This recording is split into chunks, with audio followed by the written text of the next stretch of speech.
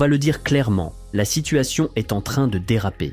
Ce qui se joue en ce moment entre Bruxelles et Moscou dépasse largement le cadre militaire. La Russie veut récupérer son argent, et cette simple volonté change tout. Il faut comprendre une vérité brutale. Pour l'Union européenne, rien ne redeviendra jamais comme avant. Pourquoi ? Parce que Bruxelles a posé un axiome de base. Ce conflit ne doit pas et ne peut pas se terminer par une victoire russe. Point final. Dans cette logique de survie, le plan américain ressemble à une concession faite à Moscou, ce que l'Europe ne peut accepter. Car si la Russie l'emporte, c'est toute l'architecture de sécurité et d'économie de l'Europe qui s'effondre. Ce serait une humiliation historique. Une question terrible planerait alors au-dessus de chaque capitale européenne. Est-ce qu'on a détruit nos propres industries, dépensé près de 200 milliards de dollars, sacrifié notre énergie bon marché, pour perdre quand même ? Une telle issue suffirait à secouer l'Union jusqu'à ses fondations. L'économie serait en lambeaux. C'est pour cela qu'il faut comprendre le fond du sujet d'aujourd'hui. La confiscation des avoirs russes gelés. Ce n'est pas une posture morale, ce n'est pas symbolique. C'est un réflexe de survie désespéré d'un bloc aux abois. Viktor Orban, en Hongrie, est l'un des rares à dire tout haut à quel point la position européenne est précaire. Son raisonnement est le suivant. Si la défaite est déjà dans la patte, c'est-à-dire quasi inévitable sur le terrain, alors prolonger la guerre en jouant avec de l'argent volé ne fera qu'aggraver le désastre final. Dans sa bouche, l'idée de prendre l'argent de l'un des belligérants pour le donner à l'autre est une folie pure. Il le dit en substance, « Nous ne sommes pas en guerre, c'est la Russie et l'Ukraine qui se battent ». Si l'Union européenne commence à saisir l'argent d'une partie pour le transférer à l'autre, elle devient de facto belligérante. Elle entre dans la guerre. Selon lui, le Premier ministre belge a raison d'être terrifié. Il ne faut surtout pas franchir cette ligne. Mais concrètement, qu'est-ce qui peut mal tourner ? Tout. D'abord, le système financier européen deviendrait suspect pour le reste du monde. La confiance, une fois brisée, ne revient pas à 100%. Pensez-vous que la Chine, l'Arabie Saoudite ou l'Inde auront envie de placer leur argent en Europe demain ? Personne ne veut voir ces fonds bloqués dans Euroclear ou dans une institution exposée aux risques politiques. La conséquence immédiate, c'est la chute de la demande pour les obligations européennes. Moins d'activité, moins de flux. Même acheter des parts dans une entreprise allemande ou française deviendra risqué pour un investisseur étranger. Car si demain un actif peut être saisi arbitrairement, alors tout peut arriver. Et du côté russe, le mal est déjà fait. La Banque centrale russe a envoyé un avertissement glaçant à Bruxelles. La riposte ne passera pas uniquement par Euroclear. Moscou utilisera ses propres tribunaux pour récupérer son argent. Le montant de la menace, 230 milliards de dollars. C'est le montant des actifs occidentaux que la Russie pourrait saisir en représailles. La cible, les banques européennes encore présentes ou exposées en Russie. Résultat, l'Europe est piégée. Et la Belgique panique, car c'est sur son sol que dort l'essentiel du trésor de guerre russe. À partir de là, l'Europe entre dans une zone de turbulence juridique inédite. La volonté russe de récupérer son argent est totale. Et pendant que Bruxelles cherche des astuces juridiques pour utiliser les fonds gelés, la riposte de Moscou se précise et se militarise. La Banque centrale russe a prévenu. Les cibles ne seront pas seulement des chambres de compensation. Ce sont les banques commerciales européennes qui vont payer. Si cette logique s'installe, des actifs européens présents en Russie seront saisis, en commençant par le secteur financier. La Belgique est en état d'alerte permanent. La question n'est plus « est-ce que la Russie va réagir ?», mais « jusqu'où ira-t-elle » Est-ce que Moscou va tout récupérer immédiatement ? Non. Mais le signal est lancé. Les maillons faibles sont identifiés. Le script cite deux noms précis. Raiffeisen Bank International, Autriche, et Unicredit, Italie. Ce sont les grandes banques de l'UE encore exposées. Et la mécanique judiciaire est déjà en marche. Un tribunal russe a, à ce stade, ordonné à Raiffeisen de payer une compensation de l'ordre de 400 millions d'euros au titre de pertes liées aux sanctions de l'UE. Le précédent juridique est posé, la porte est ouverte. Derrière, il y a une autre couche de risque. De nombreuses banques européennes ont accordé des prêts à des entités russes par le passé. Ces créances existent encore. Elles peuvent, elles aussi, être annulées ou saisies. Il existe une hypothèse qui circule. La Russie pourrait-elle s'en prendre aux actifs européens en Chine via des tribunaux chinois ? L'analyse ici est claire, c'est peu probable. Ce scénario mettrait Pékin dans une position impossible et fragiliserait le système financier chinois lui-même. La Russie n'a pas besoin de la Chine pour faire mal à l'Europe. Elle a assez d'otages financiers sur son propre sol. Le vrai choc systémique ne vient pas des tribunaux, il vient du vide.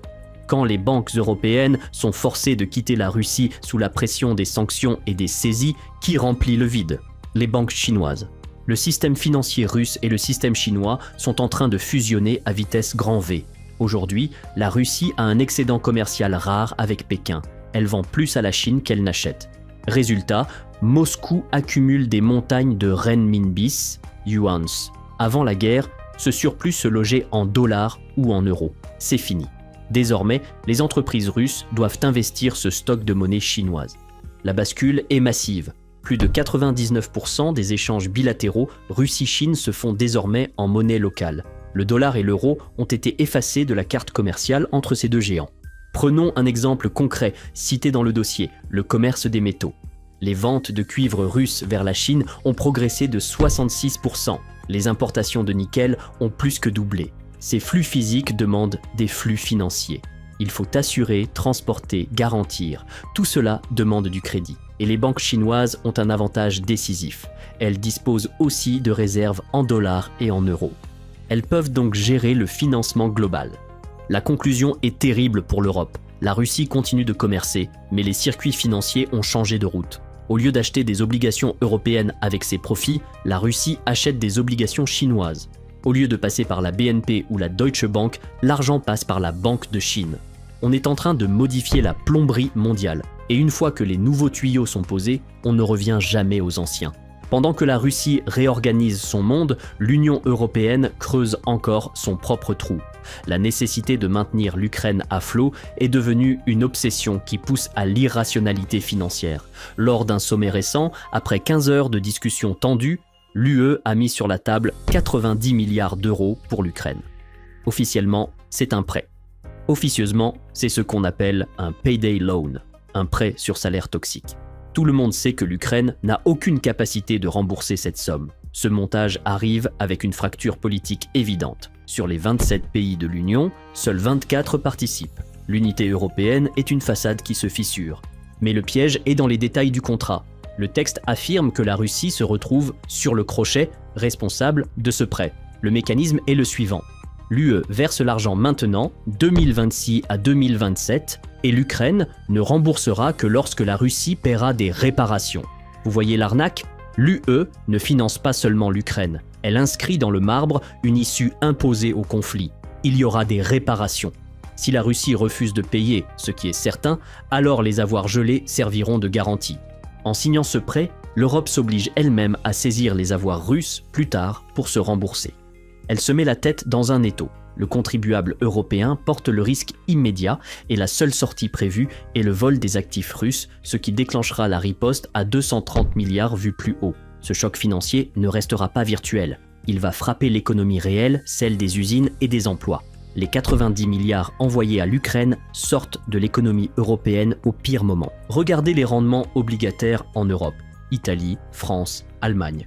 Ils sont proches de records. Le coût de l'argent explose. Comment l'industrie européenne peut-elle rivaliser avec la Chine ou les USA dans ces conditions? Les États-Unis ont le privilège du dollar. L'Europe n'a rien.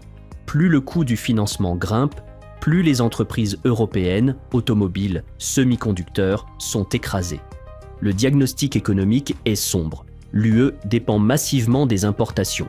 Le déficit commercial de l'UE avec la Chine explose. Il est passé de 150 milliards avant la pandémie à près de 300 milliards l'an dernier. En 2025, ce sera pire. Cela signifie une chose simple. Des milliards d'épargne européenne partent chaque année vers la Chine. L'Europe finance, avec son propre argent, la recherche et développement chinoise. C'est pour cela qu'il n'y a pas d'IA made in Europe. C'est pour cela qu'il n'y a pas de géant technologique européen. Nous avons donné notre capital à nos concurrents. Dans cette logique, la conclusion est mécanique. Pour survivre, l'Europe aura besoin, tôt ou tard, du retour des matières premières et de l'énergie russe bon marché. Même Emmanuel Macron commencerait à voir la lumière et à souhaiter une reprise de contact avec Poutine.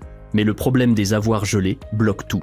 Tant que l'Europe menace de voler les 300 milliards, Moscou n'écoutera rien. Et ces 300 milliards ne tiendront pas éternellement. Selon l'analyse, ils ne tiendront probablement même pas 2 ans avant d'être brûlés. Cette folie de la confiscation inquiète même à Washington. Le sénateur américain Rand Paul porte un argument puissant. Confisquer des actifs souverains russes pour les donner à l'Ukraine détruit toute chance de paix. Cela ancre à Moscou l'idée qu'aucune négociation n'est possible. Il pointe aussi l'hypocrisie suprême. Les Occidentaux parlent d'un ordre international fondé sur des règles. Mais saisir l'argent d'un pays avec lequel on n'est pas officiellement en guerre est juridiquement illégal. En faisant cela, Washington et Bruxelles montrent au monde entier, Sud global, BRICS, qu'ils contournent le droit international dès que ça les arrange. Le Kremlin s'en sert déjà comme d'une vitrine politique. Regardez, ils sont des voleurs, pas des gendarmes. Rand Paul a raison. Jouer avec ses avoirs va se retourner contre l'Occident.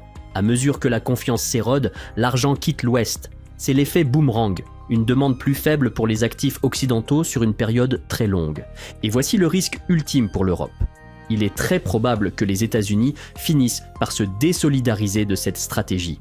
Ils pourraient reculer, sentant le danger pour le dollar, et laisser l'Europe s'enfermer seule dans ce piège avec sa dette de 90 milliards et sa guerre économique avec la Russie. Au bout du compte, tout revient à cette dynamique irréversible. Manipuler les avoirs gelés, c'est prendre le risque d'un retour de flamme durable. Plus le temps passe, plus le capital fuit l'Europe. Et quand la confiance s'évapore, elle ne revient pas en quelques mois. Il faut des décennies. Le choc va frapper là où ça fait mal, sur la valeur de nos actifs, de nos entreprises, de notre monnaie. Avec ce prêt de 90 milliards garanti par l'argent russe, l'Union européenne a brûlé ses vaisseaux. Elle n'a plus de marche arrière possible. Il ne reste plus que 2 questions brutales pour l'avenir immédiat. Est-ce que la Russie va mettre sa menace à exécution et saisir les 230 milliards d'actifs bancaires européens? Et quand l'économie européenne craquera sous le poids des taux et du déficit, qui viendra la sauver? L'histoire retiendra peut-être que c'est en voulant punir la Russie avec son propre argent que l'Europe a fini par ruiner son propre avenir.